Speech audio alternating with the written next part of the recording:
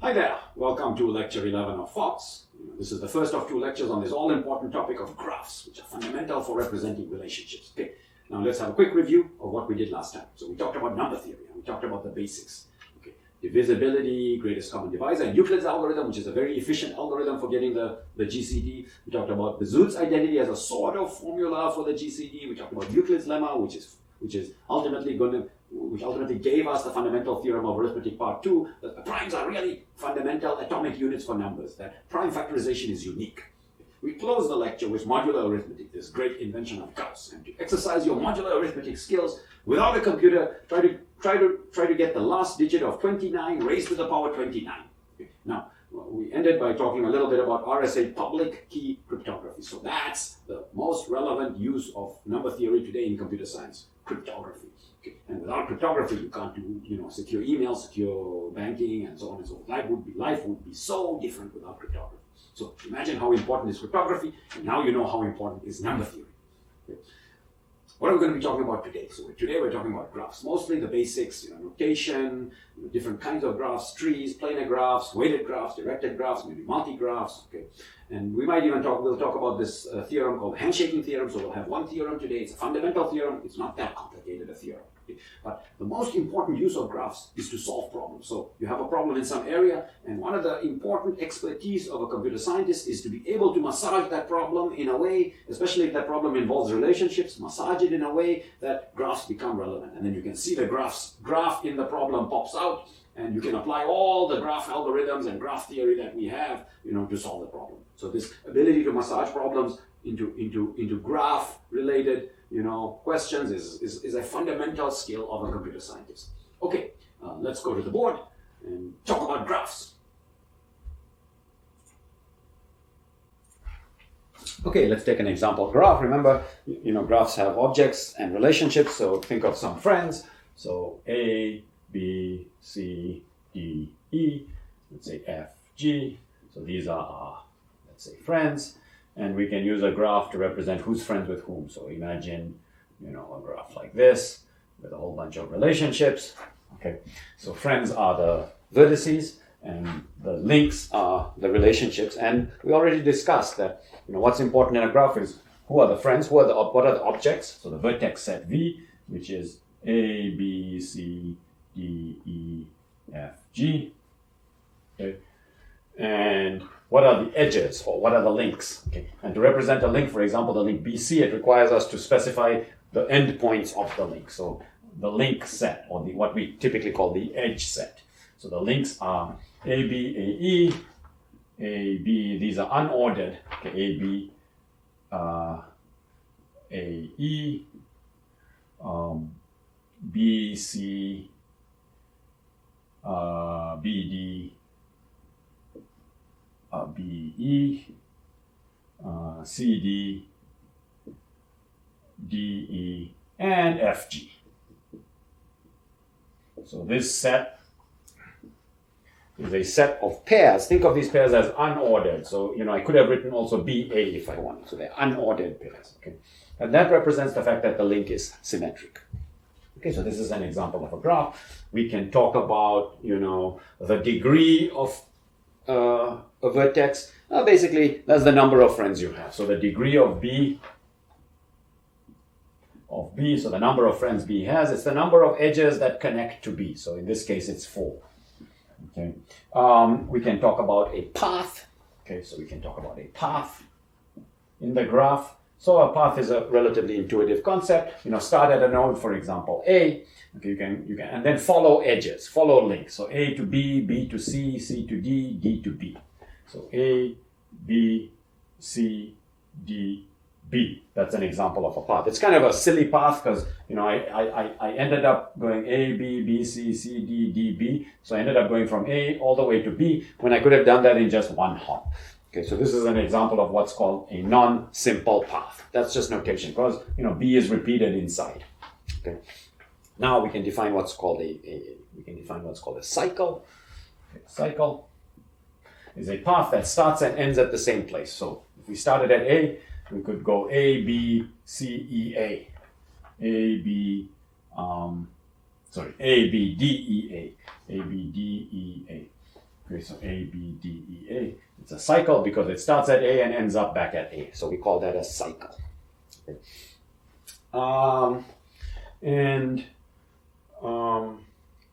We can talk about other more sophisticated concepts like connectivity. So connectivity.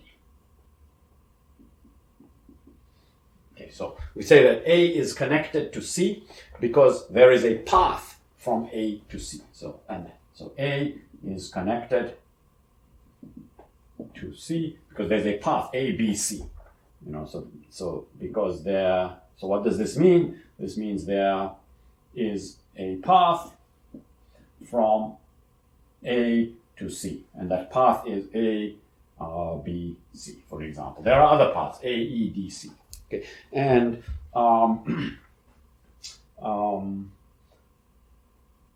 the number of steps in the path is sometimes called the length of the path. So the number of links in the path. So in this case, we went from A to B to C. So the number of links is 2. So the length of this path,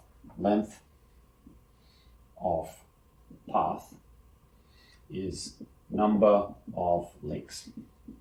And we say that the distance from A to C is the length of the shortest path. Okay, so the distance from A to C is the length of the shortest path.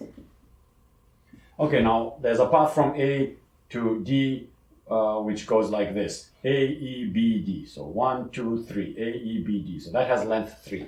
Okay, but that's not the distance from A to D because there's a shorter path A, E, D of length 2. Okay? By the way, so the concept of a path, I didn't formally define it for you. I just said, you start at a vertex and follow links, but you should be able to formally define it, something as follows. A path is a sequence of vertices where every consecutive pair of vertices is an edge, is linked by an edge. Okay. Now, a graph is connected. Okay. If every pair of vertices is connected. If every pair of vertices is connected. In other words, there's a path from any vertex to any other vertex. So question, is this graph connected? Quick answer, no. Because where's the path from A to G? There's no path. So this is a disconnected graph.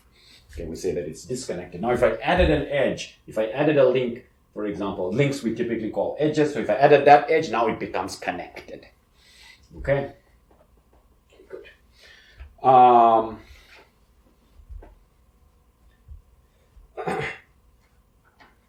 So let's talk about equivalent graphs. Okay, so graph isomorphism.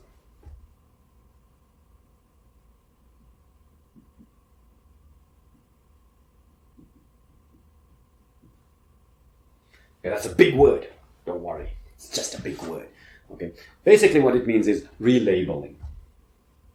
Relabeling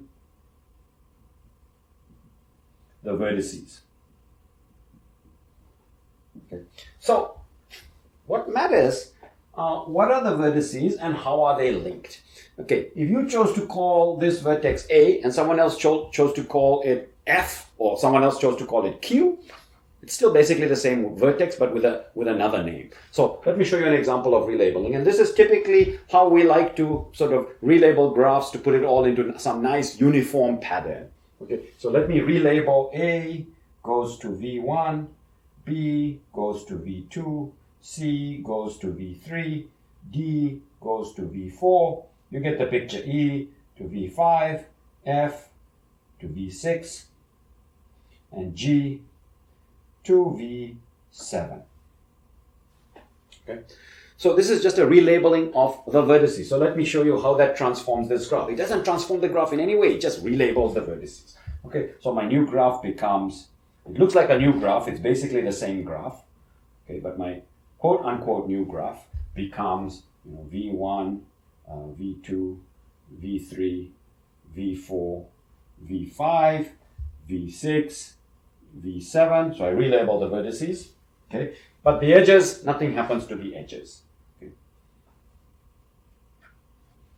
Okay, nothing happens to the edges. So this is just a relabeling of that graph. Okay, and what we say is that this graph is isomorphic to that, or they are related by an isomorphism, by a relabeling. Okay. Now we can write down the vertex set. V equals V1, V2, V3, V4, V5, V6, V7, and we can write down the new edge set. The new edge set, which I can get by just taking all the edges that were there before and relabeling the vertices in those edges. So my new edge set is V1, V2, V1, V5, V2, V3, V2, V4, V2, V5, V3, V4, V4, V5, and V6, V7. Okay, so all I did was, substitute in the labels for the vertices in the edges. And now I have a relabeling of a graph. We say we have an isomorphism. Okay, and typically we try to do this for graph. We typically refer to the vertices of a graph as V1 to Vn. So if you have two graphs, G1 and G2, and you relabel this guy's vertices V1 to Vn. Okay, and if it's possible to relabel this guy's vertices also V1 to Vn, in such a way that both of these graphs have exactly the same edges.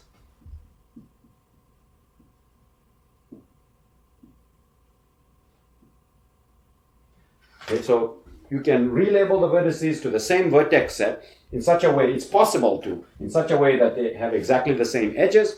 Then we say that basically these two graphs are equivalent, and the technical word is they're isomorphic. So these two graphs are isomorphic,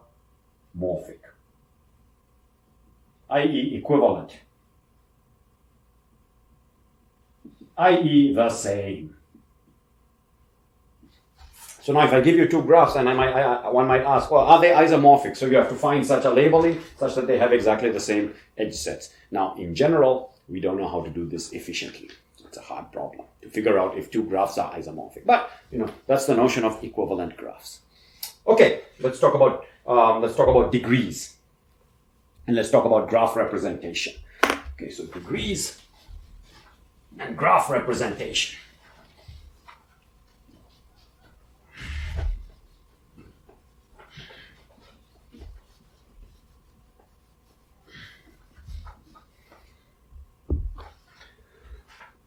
Okay,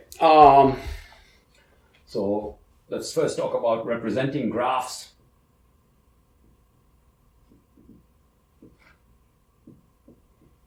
Okay, think about this, think about in your computer.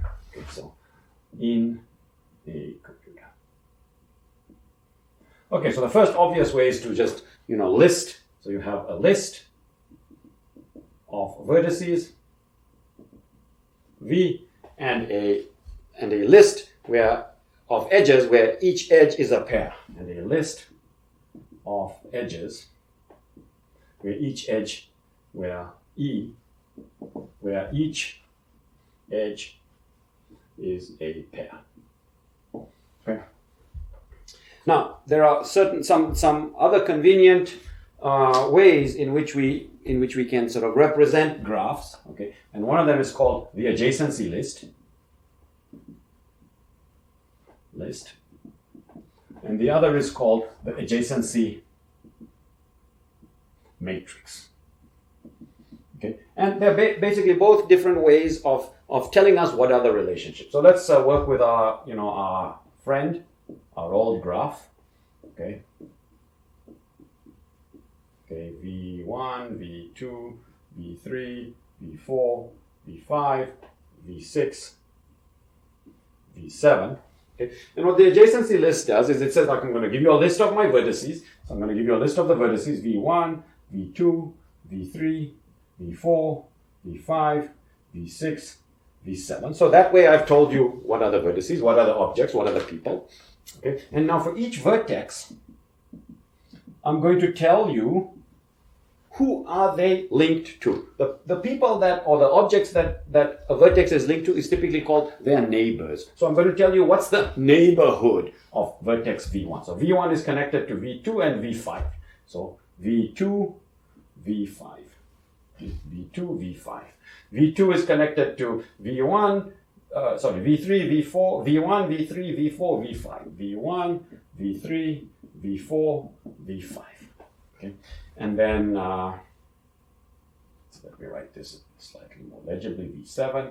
Okay, and then V3 is connected to V2, V4, V2, V4, and then V4 is connected to as neighbors V3, V2, V5. So V2, V3, V5. Okay, and V5 is connected to V1, V2, V4. V1, V2, V4. And finally, V6 is connected to V7, and V7 is connected to V8. V7 is connected to V6. Okay, so for each vertex, I tell you who they're related to. You'll observe something interesting. Let's say we count up the number of objects that appear as neighbors. So 1, 2, 3, 4, 5, 6, 7, 8, 9, 10, 11, 12, 13, 14, 15, 16. It's exactly twice the number of links. 1, 2, 3, 4, 5, 6, 7, 8. 8 links.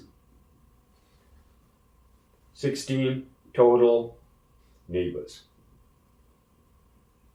Okay, and you can think, why is that? Why is that? Well, let's see. So for example, V6 is a neighbor of V7, so that's the link V6, V7. But that link is represented a second time when we consider V7, who is linked to V6. So you see that every link, so for example, let's consider the link V1, V5, that appears as V5, V1. So every link is represented twice in the adjacency matrix.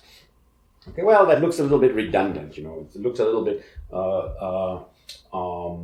more redundant than simply a list of vertices and a list of edges, which represents each vertex once and each edge once. Okay, so there seems to be a little redundancy, and that's a price we pay in order to have quick access to a particular vertex. Because, for example, if I ask you, what's going on with vertex 7? So you just, what's going on with vertex 5? You go to vertex 5 and you say, oh, this guy is neighbors of, is neighbors with 1, 2, and 4. You have instant access to the neighbors if you store this in, say, a vector or an array, and then you can store this as lists.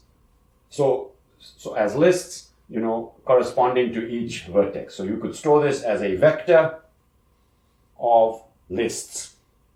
Okay, and you have virtually instant access to a vertex and the vertex's neighbors. Well, on the other hand, if you just had a list of vertices and a list of edges, and I asked you, okay, what's going on with vertex 5? You'd have to search through the whole edge list to figure out who are neighbors with vertex 5. Okay. So we pay a little bit of a price in terms of redundancy, but it gives us quick access to the vertices. Let me show you about the adjacency matrix. The adjacency matrix is very similar. Okay, it's just a matrix. Okay. And it assumes that the vertices are labeled V1 up to V7, but I'll put the labels here. V1, V2, V3, V4, V5, V6, V7, V1, V2, V3, V4, V5, V6, V7. It's matrix. Okay, and if you go to any entry in this matrix, I'm going to require this entry in the matrix to be either 0 or 1. 0 if there's a link between the two vertices, and 1 if and 0 if there's no link between the two vertices, and a 1 if there is a link. And we can construct this adjacency matrix directly from the adjacency list, because look, V1 is connected to V2 and V5. So typically, the graphs that we're talking about don't have links to themselves. A node doesn't have a vertex does not have a link to itself. That's what's called a self-edge or a loop. So we don't have loops. So there's no edge from V1 to V1, but there's an edge from V1 to V2 and V5. So V2 and V5. The others are zeros. Okay. So V2 has edges to 1, 3, 4, and 5. Okay. So as edges to 1, 3, 4, and 5. Okay. Then V3 to 2 and 4. So V3 has an edge to V2 and to V4. Okay. And then V4 has an edge to V2, V3, and V5. So V2, V3, and V5. Okay. And then V5 to V1, V2, V4. V1, V2, V4, and no other edges. Okay. And V6 has an edge to V7. and V7 has an edge to V6. Okay, and there, you see for every vertex that appears in an adjacency list, in a list of adjacencies, of neighbors, okay, every vertex that appears here will appear here as a 1. Okay. Now, if you look here, you see lots of zeros, so lots of redundancy, lots of, in theory, lots of, or in practice, there could be a lot of wasted zeros, lot of redundant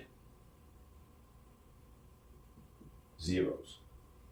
Okay, if we think about memory, okay, in here, the amount of memory being used is n for this list, okay, and in this case, n is 7. And then however many edges there are, twice that number. Because remember, each edge appears twice. So memory here is, roughly speaking, the size of the vertex set plus twice the size of the edge set. Okay. The memory here is just n squared. Memory is just n squared. Okay, so in theory, there could be n squared edges, an edge between order of n squared edges, an edge between every pair of vertices. But in practice, most graphs we encounter are what's called sparse, so lots of zeros here. Okay, so we're paying a price in terms of memory. What do we gain here? So here we had instant access to a particular vertex. But if I asked you, okay, so for vertex V4, is vertex V5 a neighbor? So now you instantly access V4. Now you need to trudge along this list. And oh, yes. But if I said, what about V6? You have to trudge along the list and come to the end and say no. So you have to perform a list search in order to decide whether V4 is a neighbor of V5 in this representation. In this representation, because it's an array, you have instant access to the array location 4, 5. You look at it and you see 1, you know. So this gives you quicker access to individual neighbor links, okay, at the price of extra memory. Okay, let's talk about degrees.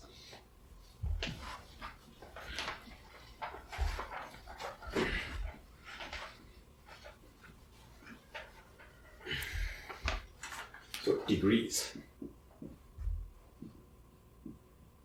Okay. So the degree I already mentioned is the number of neighbors, or it's the number of links that connect to a vertex. So in this case, we can list the degrees. So all the degrees. So there's a degree. So we'll use the label delta. So we'll say delta of V1 is equal to 2. Okay, delta of V2 is equal to 4. Okay, delta of V3 is equal to 2. Delta of V4 is equal to 3. 1, 2, 3. Delta of V5 is equal to 1, 2, 3. And delta of V6 is equal to 1. Delta of V7 is equal to 1. Okay, and we typically say that this sequence of degrees is, can be represented by the degree sequence. And if I go from smallest to largest, I will list the degree sequence as 1, 1, 2, 2, 3, 3, 4. So this is the degree sequence.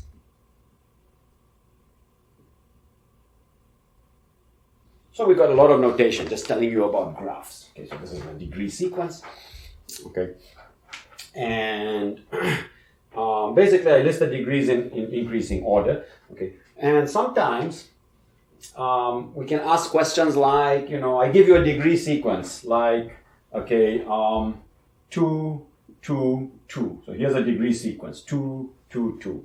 Okay, construct a graph with that degree sequence. So I'm asking you for a graph. Okay, the first question is how many vertices in my graph? You just look at the number of degrees. There's 3. So it's a graph with 3 vertices. So there's 3 vertices. That's instant. Okay, now one vertex of degree 2, one of degree 2, one of degree 2. Okay, so we need to find 3. All 3 of the vertices have to have degree 2, and the only way to do that is here. So this vertex has degree 2, this vertex has degree 2, this vertex has degree 2. Okay. You will note again that if you add up these degrees in the degree sequence, then you get 1, 2, 3, 4, 5, 6, 9, 12. 1, 2, 3, 4, 5, 6, plus 6, 12, plus 4, 16. So the sum of these degrees equals 16. Okay, and that's the same number we got when we added up the vertices in the adjacency list, and for a good reason, because the vertices in that adjacency list are exactly, the number of vertices in each adjacency list is exactly the degree. So you add up the degrees, you get the same number. And this is, again, it equals twice the number of edges.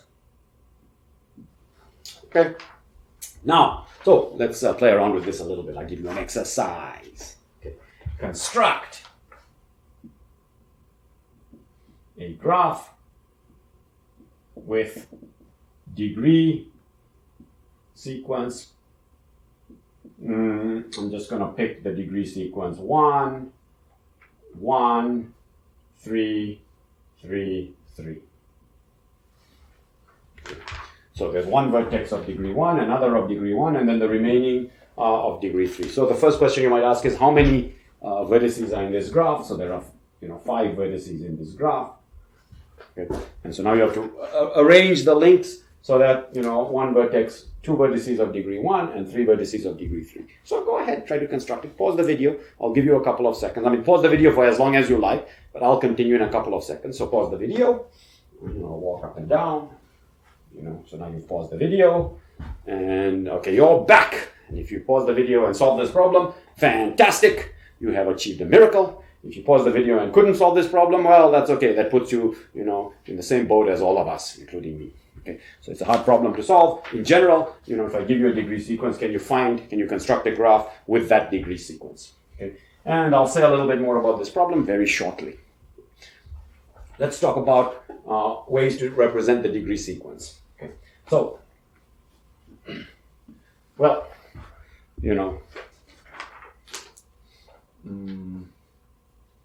so, common graphs. Okay, I'll show you some common graph patterns, some common graph types. These things recur, and you'll find, even if you look at a huge graph, like a huge social network, if you drill deep and zoom in on specific areas, you might find these patterns occurring. Okay, so I might as well show you these patterns. The first and very interesting common pattern is what we call the clique before. A bunch of friends who are all friends with each other. So imagine there are 5 people, okay, and they're all friends with each other. Okay, so they're all friends with each other. Okay, so this we call the clique on 5 nodes. So the K stands for the clique. And this is the number of vertices. So the clique, everyone's friends with everyone. Okay, this is called a clique. Okay, let's show you a whole bunch of these, what's called bipartite. Remember the students and courses they're taking. So if you have some vertices on the left, typically of one type, and some vertices on the right, typically of another type, then you can show the affiliation type of relationship where who's affiliated to who's affiliated to what group. Okay, and here I'm saying that every left vertex is affiliated to every right group. Okay? So this is called this is called a bipartite clique. Bipartite means there are 2 parts. Bipartite clique, and we use the notation K of 3, 2. Okay, so 3 means I have 3 type 1 vertices and 2 type 2 vertices. Okay. The line.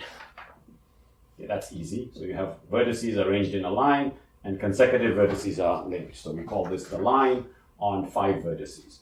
Okay, then the cycle. Okay, so instead of being on a line, now if you add a link from the last node to the first node, you create a cycle. Okay, so this is the cycle on 5 nodes. And the star. Okay, so the star is you have a central node, and everyone connects to that central node, and nobody else connects to each other. So that central node is some kind of a hub. Okay, so a star looks like this. So there's your central node, and everybody else is connected on the outside. And we call this the star on 6 vertices. So there are 5 peripheral vertices and 1 central vertex. So the star on of 6 vertices. Okay, so some types of graphs. Let's look at the degree sequence. The degree sequence here is 4, 4, 4, 4, 4. The degree sequence here is 2, 2, 3, 3, the degree sequence here is 2, 2, 2, 3, 3. The degree sequence here is 1, 1, 2, 2, 2. The degree sequence here is 2, 2, 2, 2, 2. And the degree sequence here is 1, 1, 1, 1, 1, 5. Okay. So, what's interesting is that the degree sequences of different graphs, that have different sort of structures are very different. Okay, and that suggests that the degree sequence of a graph is telling you a lot about the graph. It's some kind of a signature. Okay, so let's see a nice convenient way of representing the degree sequence. So one way to represent the degree sequence here for this graph is to say, I'm going to tell you how many vertices have degree 1, how many have degree 2, how many have degree 3, 4, 5, 6, and so on. So I could even have some vertices which have degree 0, loners, total loners. Okay. And we typically plot that on what's called the degree distribution. Okay. So think about it this way. So there's 0, degree 1, degree 2, degree 3, degree 4. Okay. And how many vertices have degree 0? Well, there are none. Okay. How many vertices have degree 1? So I'm going to go 1, 2, 3, 4. So how many vertices have degree 1? 2 have degree 1. So 2 have degree 1. Okay, how many vertices have degree 2? 2 have degree 2. So 2 have degree 2. Okay, how many vertices have degree 3? 3 have degree 3. Okay, and how many vertices have degree 4? 1 has degree 4. Okay, so this sort of bar chart represents the degree distribution. Okay, sometimes we normalize the heights by the total number of vertices. So this number would become, we normalize this by the total sum of the degrees, and so this number would become 1 over 16. 2 over 16, 2 over 16, 2 over 16, and 1. Sometimes we normalize by a percentage. Okay.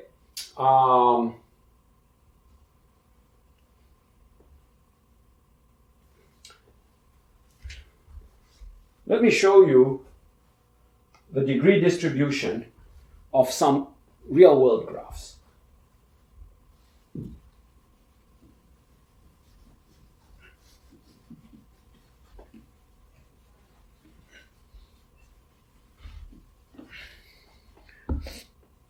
Degree distribution of real-world graphs. Okay, and I'll just show you two, and you can see these, more accurately drawn in the text or on the slides. Okay, so the first one is the road network, and you can pick a city like, let's say, Pennsylvania, or a state like Pennsylvania, or something like that. So road network. Okay, so if I plot the degree of a node, so you might ask, well, what the hell is a road network? Okay, so in a road network, you have points of interest. For example, intersections. Okay. And, when there's a road that connects two intersections, we'll put the link. So the link is exactly a road, and the points of interest are the vertices. So this is what a road network might look like. Okay, let's say in some state like Pennsylvania or New York. And we would say that, okay, in this road network, this intersection has degree 1, 2, 3, 4, 5. So that means that at this intersection, 5 roads converge. Okay. So this is what the degree of distribution looks like. So you have, points of interest, intersections with, degree 0, you could have degree 1, 2, 3, 4, 5, 6, 7, 8, 9, and so on. Okay. And, so some roads, some points of intersection, some points of interest are sort of at dead ends, and so they connect to, let's say, an intersection. So that road, that vertex has degree 1. So there are a few that have degree 1. Okay, but and degree 2, a degree 2 intersection looks something like this. So it's just a road continuing. So here's an intersection, and it's a point of interest, it's interesting, and here's another point of interest, another point of interest, a road connects to this, and then a road leaves. So degree 2. So, but there aren't that many of those. Okay. The interesting points of interest, the interesting intersections have degree 3, 4, 5, and so on. And it turns out that degree 3 is the most common type of intersection. An intersection where, 3 roads converge, 3 roads join. It turns out, so boom, very large number of degree 3 nodes, and then degree 4 nodes are pretty common too. Okay, so what would a degree 4 node look like? A degree 4 node is some kind of a 4-way intersection. Think of a road, think of Manhattan. Okay, so this guy here is a degree 4 intersection. Okay, so that's pretty common, but 3 is the most common. Okay, but then here's what's interesting. You got a few 5s, you got a few 6s, you got a few 7s, and some 8s, and some 9s. What? Yeah, there are 9-way intersections. Imagine a road network, an intersection where 9 roads converge. Okay. But that's about where it ends. Okay, for a good reason, just physical constraints. Okay. So this is sort of a picture that represents, the road network. Let me show you the picture that represents another kind of network, a kind of a social network. So, for example, the collaboration network. Okay. Collaboration network.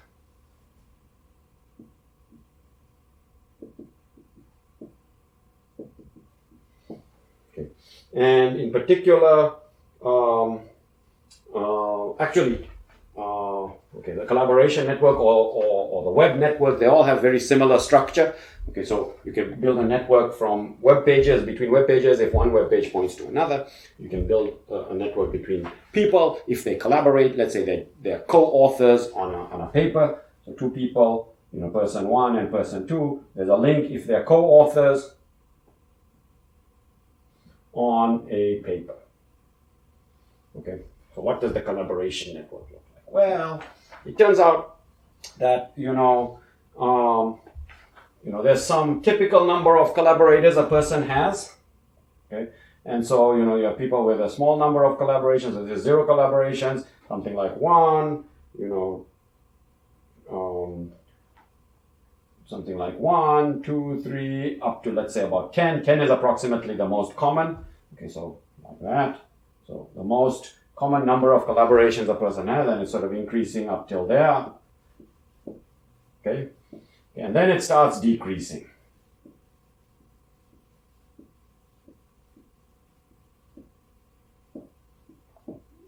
But it starts decreasing very slowly. Oh my God, slowly. And you can go all the way. There are people who have, 40, 50, 100, 150 collaborations, 40 plus. Okay.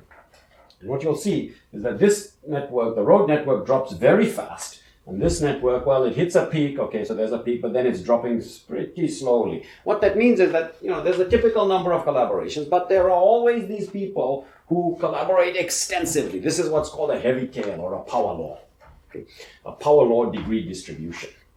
Okay, so just to show you that, degree distributions tell you a lot about, the types of networks you're looking at. And here are the degree distributions of some, real world networks. You can form networks out of almost any real world, scenario where you have objects and relationships. And you can see the very big difference between these networks. And that suggests that, the degree sequence, the degree distribution of a network is a signature. And in fact, we find that that is roughly true in practice, that different networks that function in different ways have different signatures, have different degree distributions. Okay, so let's erase and come back. And I want to tell you about the theorem of the day, which is the fundamental handshaking theorem.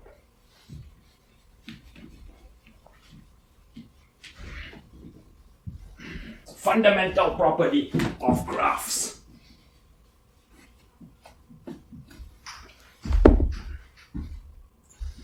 Okay, so the handshaking theorem. It's a theorem.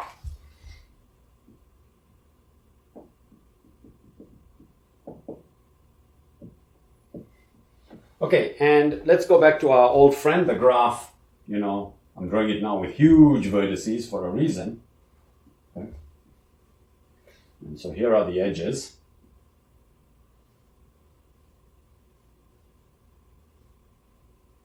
Okay, now let me take another color. Okay, And for each edge, what I'm going to do is I'm going to put a dot into each vertex that edge links together. So a dot here and a dot here. A dot here and a dot here. Okay, so I'm going to process each edge once. A dot here and a dot here.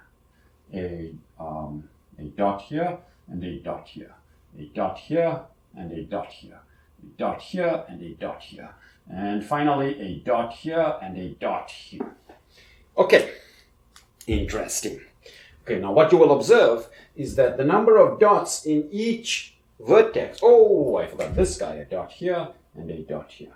So you will observe that the number of dots in each vertex, number of dots in each vertex is exactly the degree, because this vertex gets a number of dots equal to the number of links, the number of edges which attach to it. The number of dots in each vertex is exactly equal to the degree. Okay? Okay. And how many dots did each edge contribute? So, how many dots did each edge contribute? The answer is very simple. 2.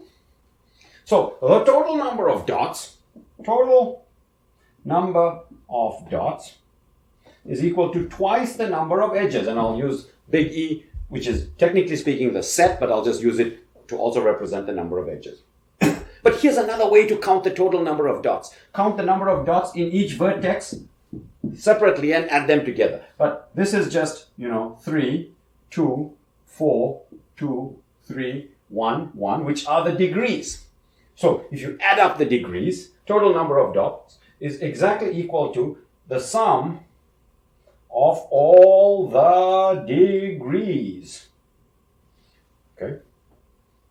So what that means is that the sum of all the degrees is equal to twice E, because they are both equal to the total number of dots.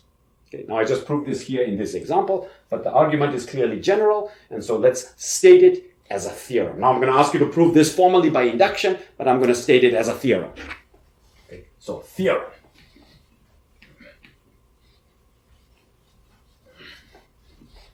Theorem. And let delta I, so let delta I be the degree of vertex Vi. So I'm just, we call this delta of Vi, but just to simplify notation, let delta I be the degree of vertex Vi. Okay. And now remember, we're talking about graphs where the edges, are kind of symmetric. So A is related to B means B is related to A. So the edge puts a dot in each vertex. Okay. And, the theorem says, and let E be the number of edges in the graph. Okay, so given a graph G, so G is a graph. Okay, delta I is the degree of the vertex Vi in the graph, and E is the number of edges in the graph. Then, and it doesn't matter what the graph is, or how many vertices, or how many edges, or how big, or how you draw it. Okay, then, the sum from I equals 1 to n. So we assume there are n vertices, number of vertices. And this is what we proved. The sum of the degrees is equal to twice the number of edges. Fundamental theorem. Okay, fundamental theorem. The sum of the degrees in any graph is twice the number of edges. Fundamental theorem. Okay, examples. So I'm asking you to prove it by induction formally, although I gave the proof more or less. Prove by induction. And you can see the text for the formal proof. Okay, examples. A graph with 6 vertices has degree sequence 4,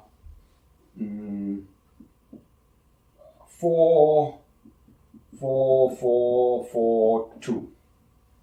2, 3, 4, 2. Okay, so 4, 4, 4, 4, 2, 2. Okay, so that's the degree sequence. How many edges in this graph? Okay, so the number of edges in this graph is equal to, so twice. So let the number of edges be E. So twice E is equal to 4 plus 4 plus 4 plus 4 plus 2 plus 2. This is 16, 17, 19, 20, which is 20. And so E equals 10. So the number of edges in this graph is 10. Okay. Let's see if we can sort of try to draw such a graph. So we have 6 vertices, 1, 2, 3, 4, 5, 6. Okay, and here, 1, 2. So this now has degree 2, 1, 2. So each of these, this has degree 2. So here are my 2 vertices. Okay, and now I'm going to do the following. I'm going to connect, okay, and there you go. So look, this guy has degree 4, this guy has degree 1, 1, 2, 3, 4, this guy has degree 1, 2, 3, 4, this guy has degree 1, 2, 3, 4. So 4, 4, 4, 4, 2, 2. Let's count the number of edges. 1, 2, 3, 4, 5, 6. Okay, so let's count the number of edges. 1, 2, 3, 4, 5, 6, 7, 8, 9, 10. As predicted by the theorem. Let's do another example.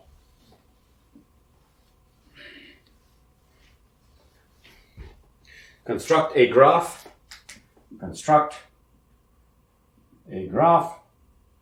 with degree sequence 3, 3, 3, 1, 1. You say, we just did that in the a little bit earlier in the class. I asked you to do that. Pause the video, take as much time as you want. And then I said I couldn't do it for a very good reason. There's no such graph. Okay, so let's see why. The sum of the degrees is 3 plus 3 plus 3 plus 1 plus 1. That's the sum of degrees. Okay, and this is equal to 1, 2 plus 9, which is 11. Anyone see a problem? The sum of the degrees is 11. The sum of the degrees is 11. Okay, so if such a graph exists, the sum of the degrees is 11, has to equal twice the number of edges in this graph. So how many edges does this graph have? This graph has 5.5 edges. Not possible. The right-hand side is even, the left-hand side is odd. No such graph. So if you manage to construct that graph, go back and look at your construction. There's something wrong with it. Okay, because this is a theorem. And when you have a theorem, you can take it to the bank.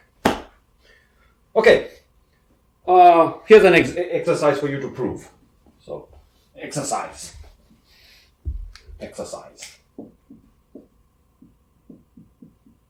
Okay.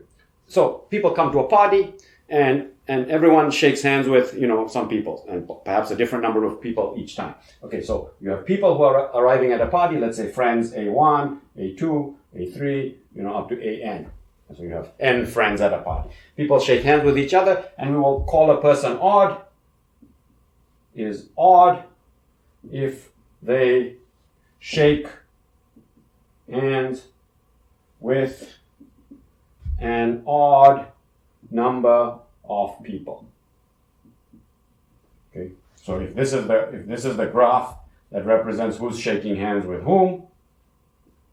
Okay, let's imagine like this. So this guy shakes hands with 2 people, so he's an even person. 2 people, but this guy shakes hands with 3 people. This guy shakes hands with 3 people. So these guys are both odd people because they shake hands with an odd number of people. Okay. But observe that the number of odd people is, in this case, 2, which is even. So prove that the number of odd people is always even. Okay. For example, in this case, there are 2 odd people. It's always the case that the number of odd people is even. And this is why this is called the handshaking theorem, because it turns out that, you can easily show this from the handshaking theorem. And for this reason, that the number of odd people, the number of people shaking an odd number of hands in any party has to be even. That's why it's called the handshaking theorem. Okay.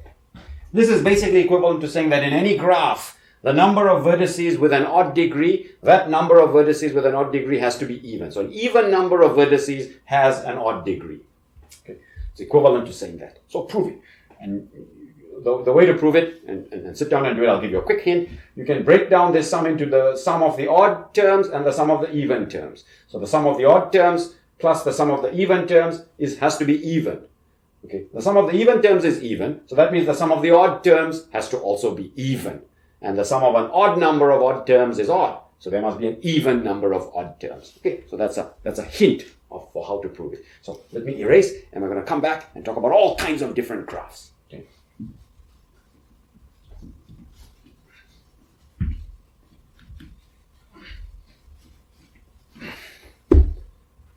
So trees. Okay, so now we're in a position to give a more general definition of trees than just the RBTs, the rooted binary trees that we discussed when we talked about recursion. So general trees. A tree is a connected graph with no cycles.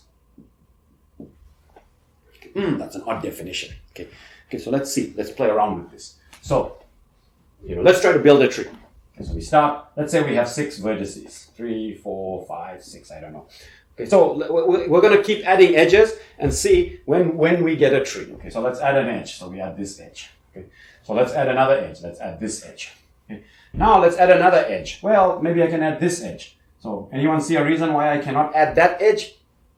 Well, if you said, but that creates a cycle. Remember we talked about a cycle. You start somewhere, you roam around on a path and come back. Okay, and without repeating edges. And so this creates a cycle, so you cannot add that edge. Okay, so what edge can we add? Okay, maybe we can add this edge. Yes. Now, can we stop here? Are we done? No, because this graph is not connected. Okay, there are no cycles, but it's not connected because how does this guy get to that guy? So not connected. Okay, so we need to add more edges. Well, we could try to add another edge here. For example, this one that would cause a cycle. So if I don't want a cycle, maybe I have to add an edge from in here to here. But I don't feel like doing that. Let me add this edge. Okay, good. Okay, I've not created any cycle. But can I stop here? No, it's not connected. So I have to add another edge. So let me add maybe this edge here.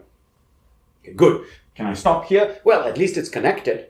So it's connected and it has no cycles. So I can stop here if I wanted to, but let's try to continue. So let's try to add any other edge. So let's try to add this edge, for example. There's a cycle. Let's try to add this edge. Oh, there's a cycle. So if we add this edge, we've got a big cycle. What about some other edge? What about this edge? From this guy to this guy. Oh, there'll be a cycle. Look, start here, go here, here, here, here. Okay. So I cannot add any more edges. So not only can I stop here, I must stop here. Now, we sometimes typically draw this tree in a different way. So maybe this guy becomes the root. And so this guy has 3 children. So 1, 2, 3. So those are these 3 children. Okay. 1, 2, 3. This guy has no children. This guy this guy has a child. And this guy has a child. So this is another way to draw that tree that looks more like the rooted trees that we talked about. Okay. This is a perfectly well-defined tree according to that definition. And look! Let's count the number of vertices. 1, 2, 3, 4, 5, 6. 6 vertices. And how many edges? 1, 2, 3, 4, 5. 5 edges. So number of vertices is equal to number of edges plus 1. Or the number of edges is the number of vertices minus 1. We proved this rigorously for rooted binary trees using the recursive definition. This is true for general trees. Okay. Now you can sit down and try to prove this by induction. And it's one of the exercises in the chapter if you're having trouble. Okay, let's move on. Okay. So move on. Planar graphs. Okay, planar graphs. Planar graphs. Okay, so let's take a situation where you have 4 friends. They're all friends with each other. So we say that's a clique. And since there are 4 of them, that's the clique of size 4. K4. K4. And let's see how we could draw this arrangement of friends. Okay, so 1, 2, 3, 4 friends, and they're all friends with each other. So there. You see that there's an edge between every pair of vertices, and so that's the clique of size 4. And when you look at this, so when you look at this, you say, oh man, this is ugly. And why is it ugly? It's not a clean drawing of K4. And why is it an ugly, non-clean drawing? Because look, the edges cross. So that leads to confusion. Okay, so it's bad. Edges cross in the drawing. Okay. I'll just mention where the word planar comes from. It's because the drawing is on a sheet of paper, in this case the blackboard, which is a plane. So I'm drawing on a plane. So planar graphs. Okay, so I'm drawing on a plane. And you might ask, well, isn't it possible to just change the way I draw the edges so that they don't cross? And indeed that's the case. Okay, so here, my same graph with the same people and the same friends, but I'm just going to draw it differently. Oops. Okay, now everyone is friends with everyone else, and now when you look at this, oh, it's nice and clean. Okay, I used a curved edge, but that's not a big deal. It's nice and clean, no edges crossing. Okay, so this is good. None of the edges cross. Okay, and when the edges cross, we say this is a non-planar drawing. Non-planar drawing. And when the edges do not cross, we say this is a planar drawing. Okay. There are other ways to obtain a planar drawing. So for example, I can put one vertex here, here, and here. So now I connect this guy, and now look, there. That's another non-planar drawing. I'm sorry, that's another planar drawing. Okay, planar drawing.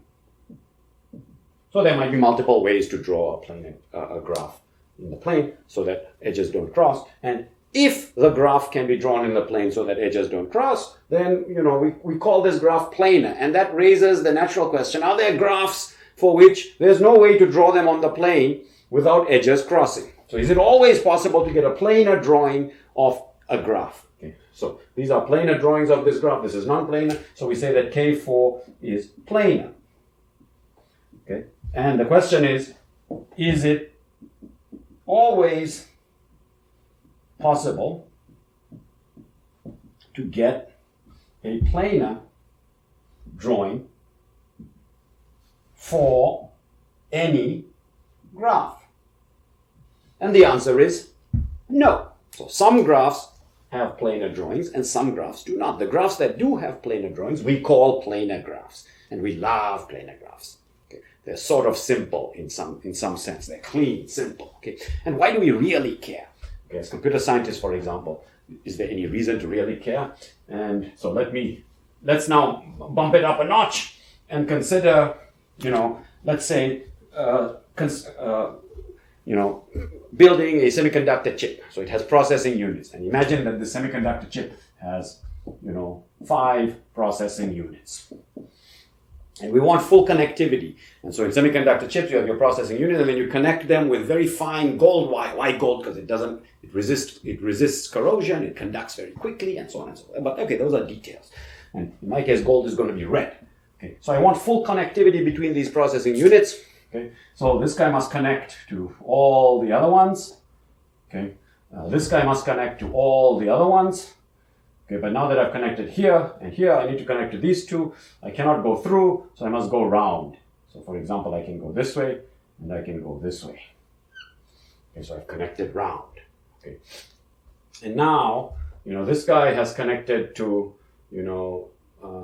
this guy and that guy, and needs to connect to these two, but that's easy. Okay.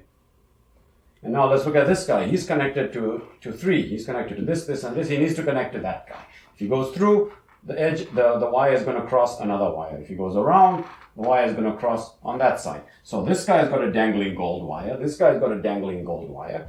And there's no way to connect them. Okay, are we sure there's no way? Yes. It turns out that we can prove there's no way.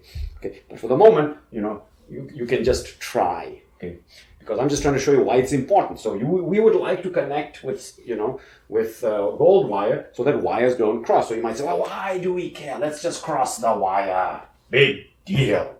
Okay. The problem is, now previously I said the non-planar drawing was bad because it looked bad, but now it's actually bad because when wires cross, okay, that leads to shorts or, strange ways in which current will flow, because now if you're sending electrons down one part of the wire and you wanted it to go here, but they might go here. You can't control it. Electrons flow along the metal wires, along the gold wires. Okay, so this is actually bad. Leads to shorts in circuits and so on and so forth when wires cross. So you might say, well, why don't you just insulate them? We don't insulate the gold wire in semiconductor chips. It's just exposed wire. Okay, and we don't want crossing of wires. Okay, so in the early days of Apple, for example, Steve Wozniak was an ace at constructing planar drawings of chip layouts so that you could lay them out on a single layer of semiconductor. So what do you do in this situation where you need to have wires cross? Well, it's fundamental that wires cannot cross. Okay? So what you have to do is you have to escape from the plane, and so you have to add another layer. And so this wire will have to go into another layer, go across, and then come back down. Okay, but adding additional layers of semiconductors in the construction of a semiconductor chip just adds to the cost. Very expensive. So it's important to be able to lay out semiconductor chips as planarly as possible. Okay, so this is an example where you cannot do it. Are there other examples? Other simple examples? Yes. Let's consider 3 houses. So house 1, house 2, house 3. Okay, and you've got water, electricity, power, and sewer. Okay, and now you need to connect each house to each utility. Okay, so you've got to send the pipes or whatever it is. So you send the water, good. You send the power. Okay.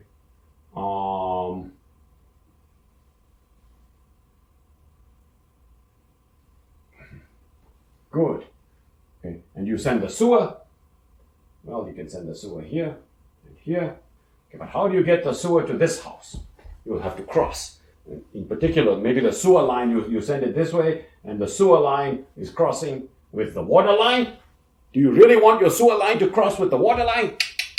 This is sometimes called the utility graph. So if you're going to connect up all these houses with you, then you need to put this sewer and the water line at different levels in your graph. And then in the construction of houses, you have to have different levels for sewer and water and so on. It gets expensive. We would much prefer to be able to construct utility graphs as planarly as possible.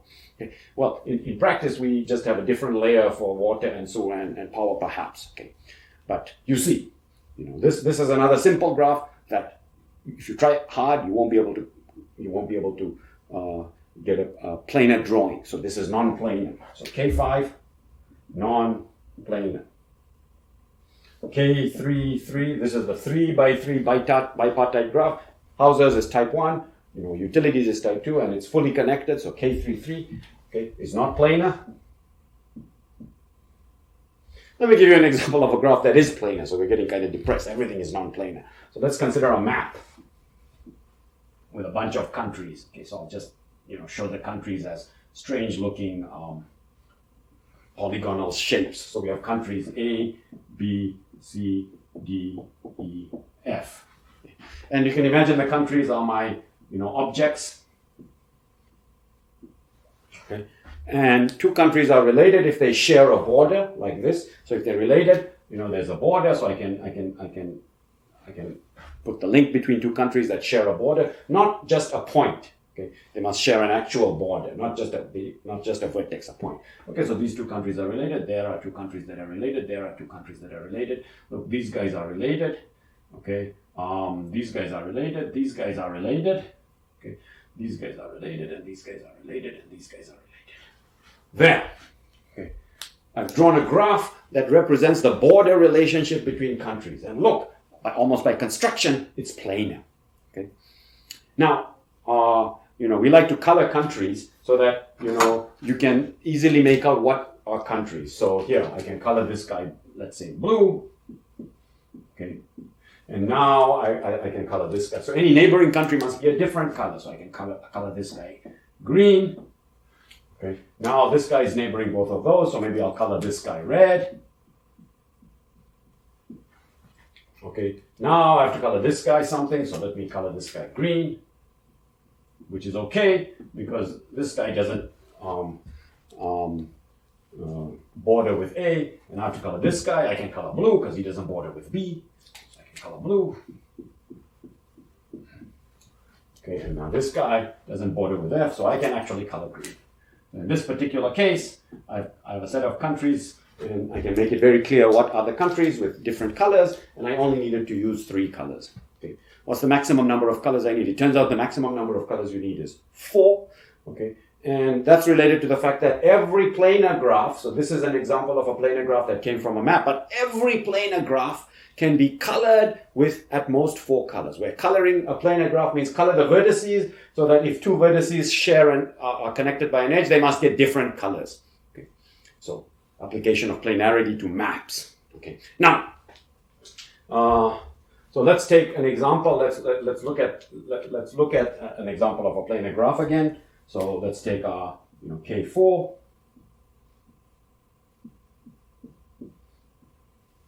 Okay. And you will see that the number of vertices V is equal to 4. Okay, the number of edges, 1, 2, 3, 4, 5. So 1, 2, 4, 5, 6. So the number of edges is 6. Okay, I'm going to count the number of regions. These are called faces. So let me show you what the regions are. There's a region here. So this is a region. This is a region. This is a region. So we have 1, 2, 3 regions. Actually, there are 4 regions. There's this big, huge outside region, this unbounded region. So the number of regions, and we typically use the letter F. Actually, F stands for faces. The number of faces, 1, 2, 3, 4, is 4. Okay? And you will observe that if I add up the number of if I add up, so consider the number of faces, okay, plus the number of vertices, okay, minus the number of edges.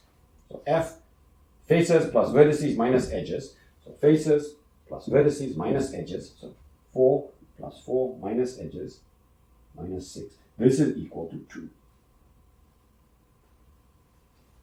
Okay. Let's do it in this planar graph. Okay. So you will see that the number of faces is, so the number of vertices V, 1, 2, 3, 4, 5, 6. So V equals 6. The number of edges is 1, 2, 3, 4, 5, 6, 7, 8, 9. The number of edges is 9. And now let's count the number of faces. So the number of faces is interesting. Number of faces is here's a face, here's a face, here's a face, here's a face, okay, and here's a face. 1, 2, 3, 4, 5. Okay, so here's a face. Well, 1, 2, 3, 4, 5. So the number of faces is equal to 5. Okay, this is the outside face, and then there are the 4 inside faces. So faces plus vertices minus edges is equal to 11 minus 9, which is 2. Euler proved this general result, that if you have any planar graph, okay, then the number of faces plus the number of vertices minus the number of edges is always 2. Fascinating. Okay. It turns out that this, what's called the Euler invariant of a planar graph, this plus this minus that, this Euler invariant is instrumental in showing that these 2 graphs cannot be planar. Because you can think about what that must entail. You must show that there's no way to draw these graphs on the plane, on a sheet of paper, so that there are no edge crossings. Try and do it. Try and get a planar drawing. You won't get one. Okay, but how to prove that there's no way to do it? You don't have to consider all planar drawings. You have to use much more sophisticated arguments and that are related to Euler's invariant. And you can see an exercise in the book that actually does that, okay, if you are interested. Meanwhile, let's move on. Different kinds of graphs.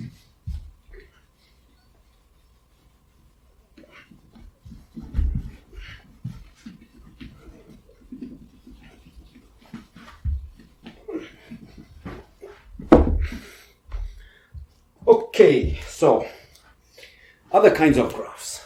Other kinds of graphs. Okay, and I'll just whiz through some different kinds of graphs. Okay, so directed, weighted. Okay, so a weighted graph is very similar to a regular graph, except that, we like to indicate the strengths of relationships. So for example, if I have ISPs, here's a bunch of ISPs, okay, and I have, ISP connectivity, okay, I might, list as the weight of this link, the strength of this link, or how long does it take a packet to traverse. And if we're talking about, let's say, milliseconds, maybe it takes, 10 to go this way and 2 here to traverse from here to here. Maybe from here to here, you can do it in 2 milliseconds, maybe 5, maybe 2. Okay, but for some reason, from here to here is 10, and from here to here is, let's say, 3, and, let's say 5, and let's say 8, and let's say 8. Okay, and you can think of these numbers that we attach to the links that indicate how long it takes. Those are called weights. Okay, and we might be interested in what's the fastest way to send a packet from this guy to that guy. Okay, and the shortest path is clearly 10, 8. So that's 2 links. So what's called a 2-hop path, and that takes 18 milliseconds. So 2-hop path equals 18 milliseconds. Okay, can we do better? Yeah, we can do much better. Look, if I take a much longer path, 2, 2, 5, 2, that's 11 milliseconds. So there's a 4-hop path that takes 11 milliseconds. Okay, and you can think of distances in a road network. And what Google does is it tries to find paths between vertices of shortest length, okay, and so on and so forth. So this kind of a graph with strength of relationship on each edge is called a weighted graph. Directed graphs.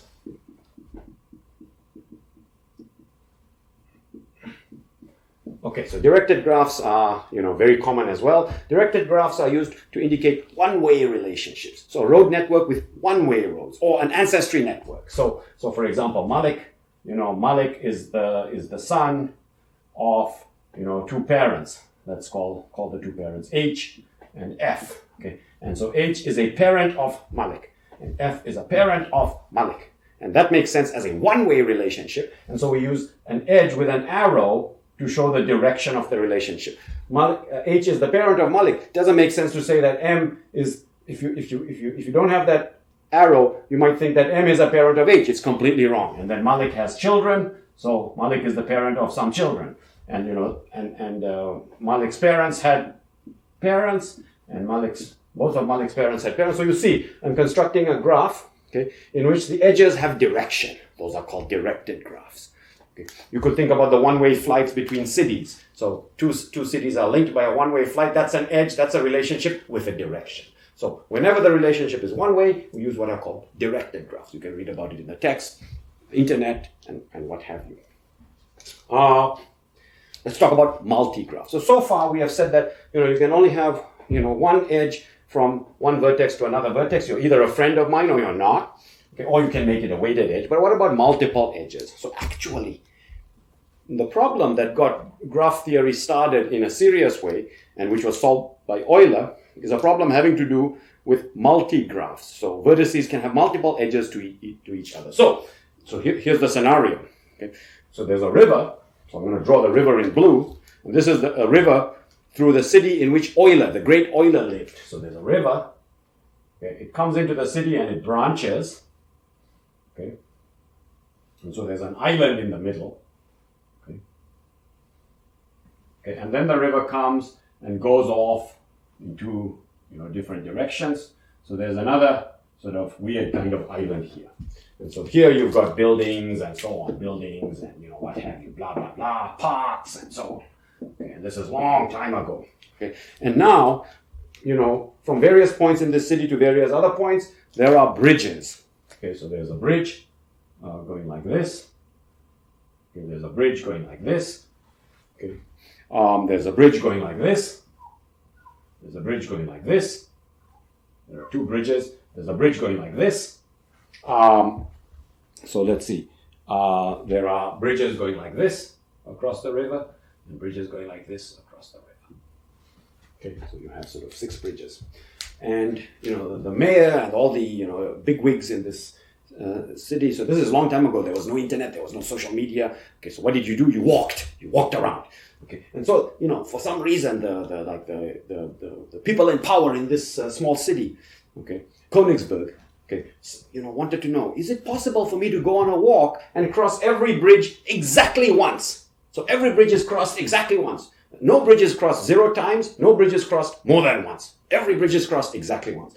For example, you start on this part of the city, you cross this bridge, then you cross this bridge, then you come back, cross this bridge, then you cross this bridge, then you cross this bridge, then you cross that bridge. Okay? And so that was the question. And in this case, the answer is yes. Okay? Then another bridge pops up. Okay, another bridge. Oh, now can we still do it? Okay. Because we used to be able to cross every bridge just once, but now can we still do it? Okay. And this is called an Euler path. Okay. And Euler is living there. They posed this question to the great Euler. Euler said, I'm not interested in bridges and cities, but let me build a graph. So each region in my city is a graph. So let me call these regions A, B, C, and D.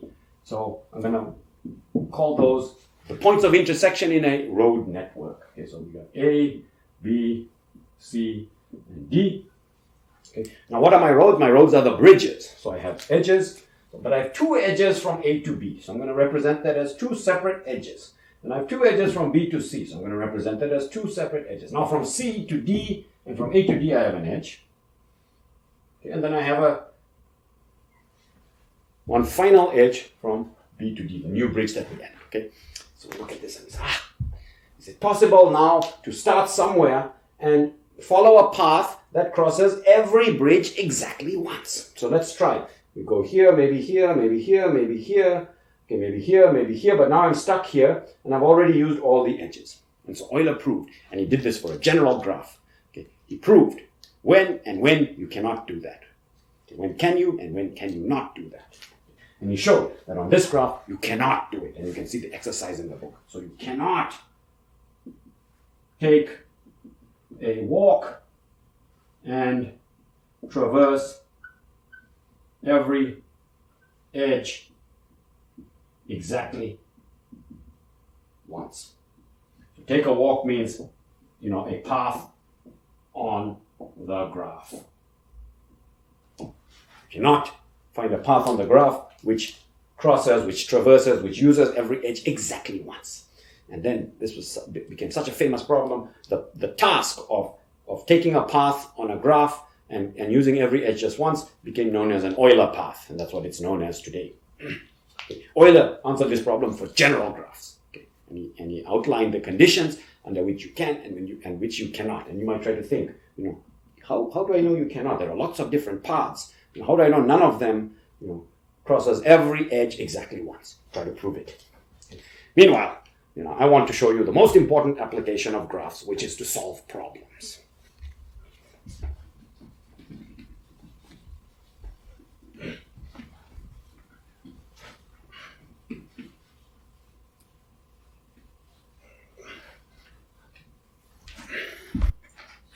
Okay, so problem solving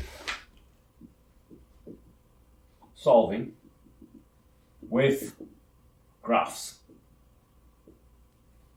Okay, so I'm going to show you a problem, and this problem has appeared on CS interviews, and I don't know if it still appears. So, problem solving in graphs is not just important when you go to the real world and need to solve problems, but if you need to get a job, you need to do well on interviews. Okay? So I'm going to show you a drawing of a park divided up into grid squares. Okay, so let's make a nice big park.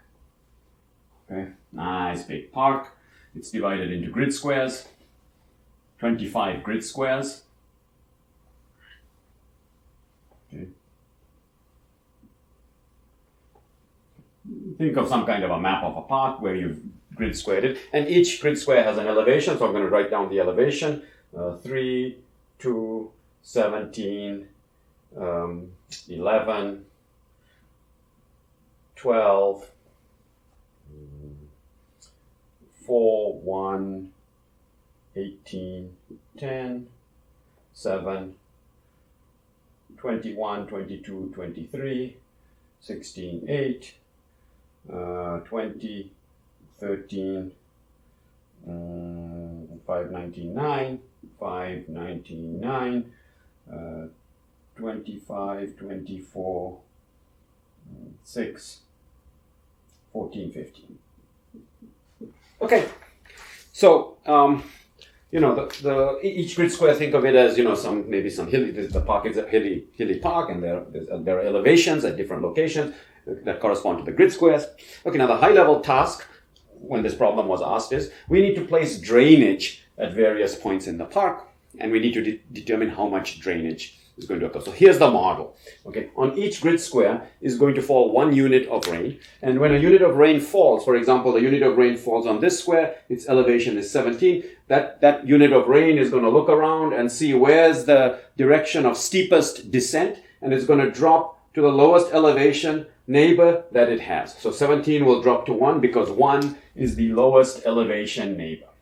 Okay, and so, look at this. So 17 will flow,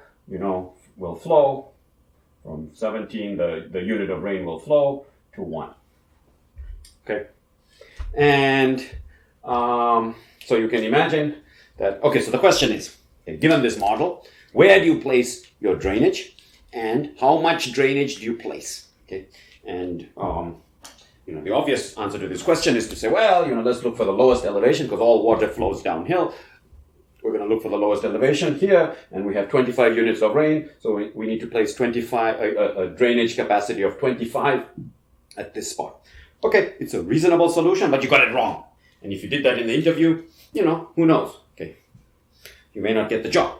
Okay, so one way to solve this problem is to sort of think about it and just analyze the park in the following way. Let's draw an arrow from each square to where the water will flow just from that square. Okay. So basically what I'm doing is I'm treating each grid square as a vertex. Okay, so I'm treating each grid square as a vertex. Okay, think of it that way. Okay, each grid square is a vertex.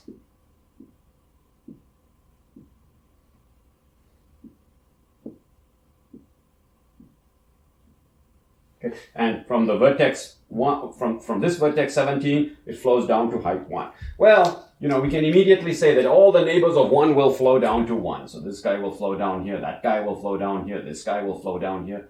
All these neighbors will flow to 1 because that's going to be clearly the lowest. And we might wonder, well, does everything flow to 1? And that's the interesting question. So, for example, let's look at this 20. What surrounds this 20? Well, you've got a bunch of high numbers and a 13. So this 20 might flow to the 13, but look, where does this 13 flow? This 13 flows to the 5. And then from this 5, 5 is the lowest elevation that's reachable from 5, and if you look just at the neighbors. Okay, so water that flows ultimately to 5 is stuck there. It's kind of like a ridge. It's a local valley. So if you put all your drainage here, then you're going to have a flood at 5. But let's continue and put in the arrows. Okay, so that's sort of what we sort of understand by asking the question: does everything flow to 1? Let's continue and place all the arrows. What you see is that we're building a directed graph. Why directed? Because the water flows only one way. It can't flow from 1 back to 29. It flows from 29 to 1. So we're building a directed graph. So let's continue. Okay. So 20 flows to 13. 13 we know flows to 5. That's the lowest elevation neighbor. What about this 25? Its options are 20, 24, 13, so it's clearly going to go to 13.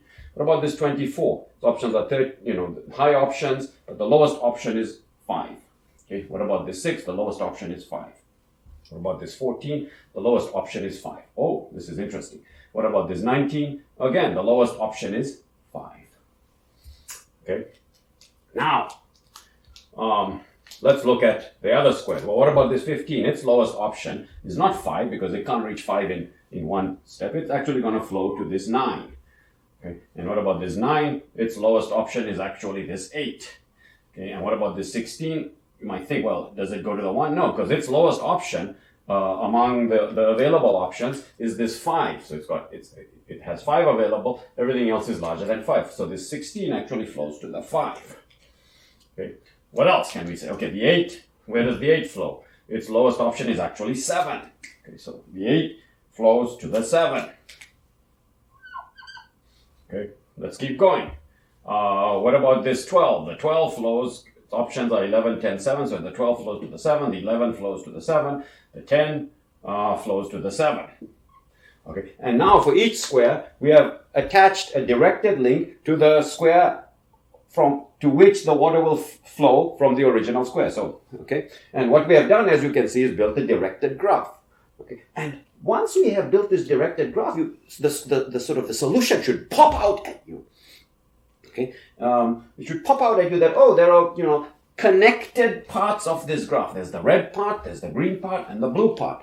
Okay. And, the solution should now sort of suggest itself that, and there are some vertices, there are some squares which only have incoming arrows. That means that water comes in there and has nowhere else to go. All the other squares, for example, the 9 has a square from 15. 15 will flow to 9, but both of those will flow to 8. All 3 of those that come here will flow here and then stop here. There's nowhere to flow.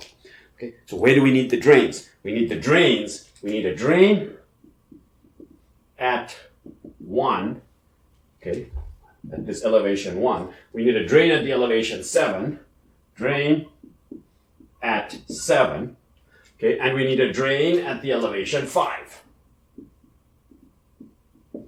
So I drew my problem with all distinct elevations, so the elevation tells you where. Otherwise, you'd have to specify the location, like an x and a y coordinate.